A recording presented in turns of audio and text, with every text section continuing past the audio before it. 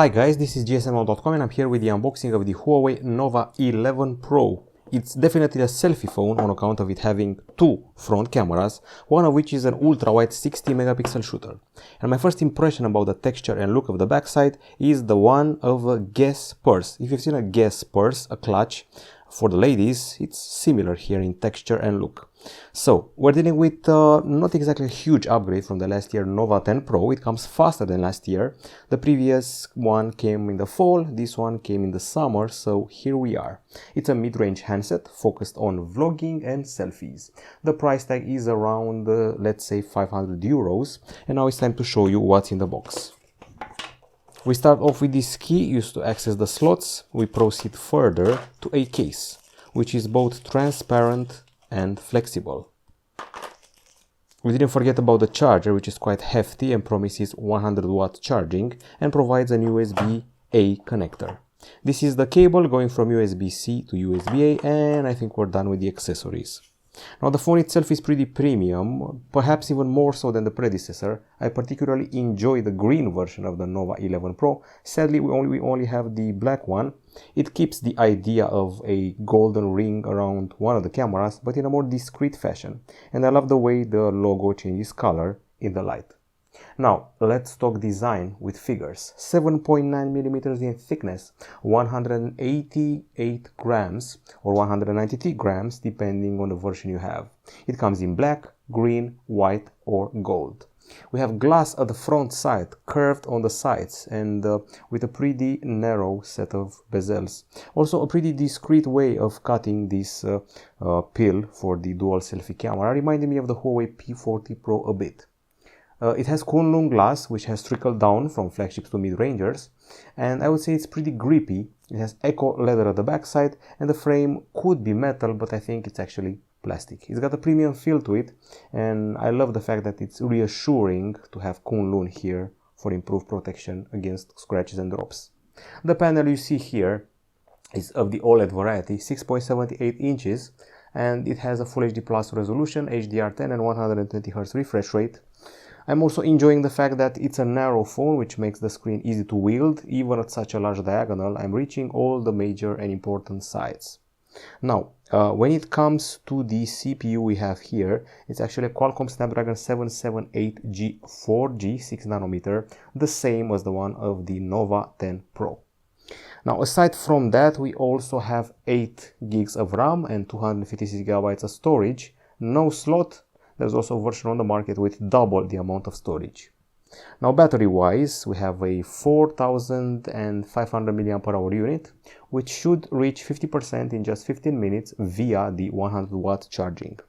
For fun, we have stereo speakers. One is here, the other one is here at the top side, a trend we see more and more often. There is no audio jack, and for security's sake, we have an in-display fingerprint scanner of the optical variety.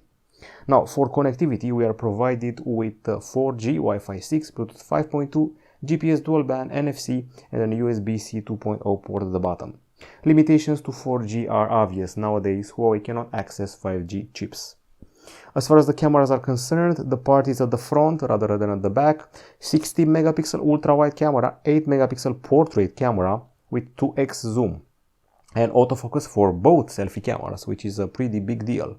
The backside hosts a triple camera, well, it's actually a dual camera, 50 megapixel with a laser focus and 8 megapixel ultra wide with autofocus for your macro needs. Now, as I said before, it's a selfie phone and a vlogging phone, and such features will abound. This is the vlogging area, and it holds two main subsections. First of all, camera combos, front and rear, rear and rear. At the same time, front and front, rear and rear, front, and so forth.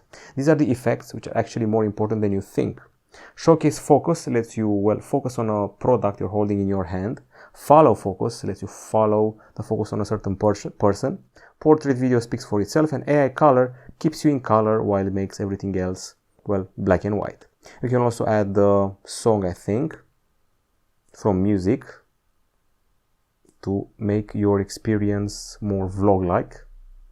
But let's get back to the camera and show you the other options. We have panorama, stickers, high resolution, slow-mo, moving picture, Super Macro Multicam, which combines with other Huawei devices you have around, Pro, time-lapse, documents and story creator.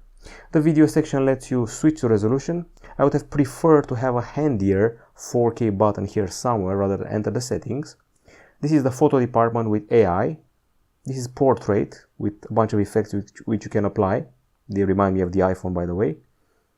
And I'm going to leave it to none. This is the night mode. And finally the aperture, which produces some spectacular shots. The default for the selfie camera is ultra-wide. Always remember that, so you may be swapping around the angles a little bit. Since I'm done with the camera, we can talk about the software. This is Android 12, and on top of it is Emotion UI 13. Huawei App Gallery has evolved quite a bit. Right now it has 200k apps, and believe it or not, you can actually do your job with it.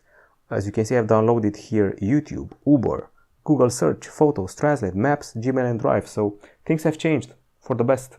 No longer limitations for Huawei phones, except for the fact that Android is only 12, but if we're being totally honest, ever since 12 we haven't seen many upgrades in 13 or 14. Okay, so aside from that, we have the customization of the themes. We also have at the same time the split between this area here, which serves the quick settings, and this area here, which serves the notifications. And in this part, we also have the super device, which lets you connect easier with other Huawei products that you have laying around.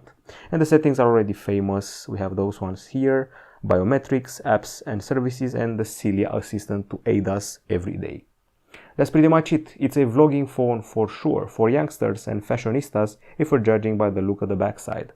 I actually used it to film a few things and, well, color me impressed, because if you go here, you're going to get a bunch of pretty nifty food photos with deconstructed sushi, which is actually a Pokeball. People are eating Pokeballs nowadays. And a mate of mine was actually surprised more than anything else by the level of detail captured in these shots. And I, for myself, I was surprised to see that we can take such a capable portrait video with the front camera.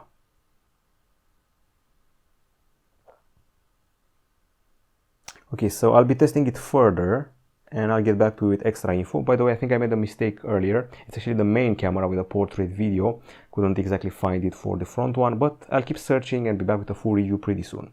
So Huawei Nova 11 Pro, one of the best vlogging phones on the market, seems like it for now. Goodbye.